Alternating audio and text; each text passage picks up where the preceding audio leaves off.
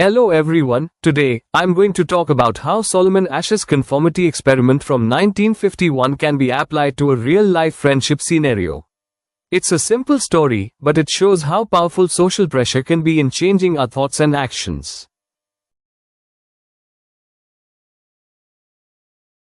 In 1951, psychologist Solomon Asch conducted a famous experiment to study how people conform to group pressure.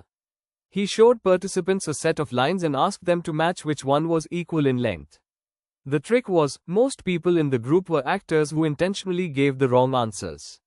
Surprisingly, about 75% of the real participants also gave wrong answers at least once, not because they believed it, but because they didn't want to stand out or be judged.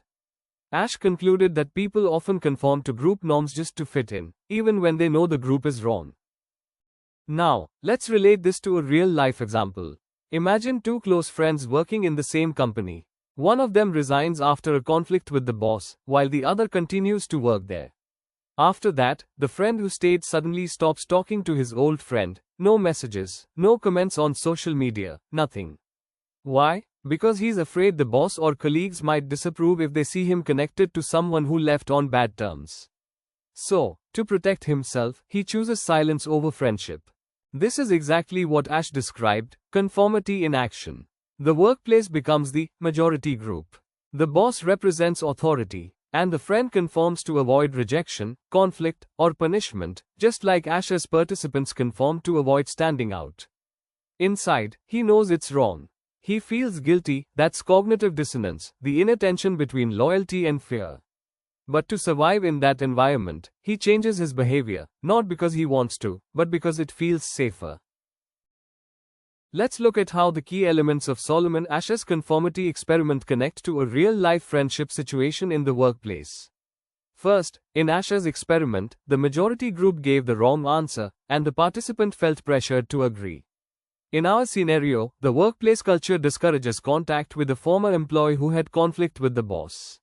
This creates group pressure to conform. The friend chooses silence to fit in with the majority. Next, the participant in Asch's study feared standing out from the group. Similarly, the employee fears disapproval from the boss if he keeps in touch with his old friend. This shows social conformity, changing behavior just to avoid rejection. Third, the participant suppressed what he truly believed, even though he knew the group was wrong. In the same way, the friend suppresses his loyalty. He knows the friendship matters, but he hides it. This reflects compliance without belief, acting against personal values to feel safe. Fourth, in Asch's experiment, the authority of the group norm was powerful. Here, the boss's power and workplace hierarchy influence the employee's choices. This represents obedience to authority, where fear of consequences outweighs emotional connection. Finally, the participant experienced emotional discomfort for agreeing with something he knew was false. Likewise, the friend feels guilt and fear for avoiding someone he cares about. This emotional tension is known as cognitive dissonance, the inner conflict between truth and conformity. So, this simple story shows how group pressure and authority can influence even strong personal relationships.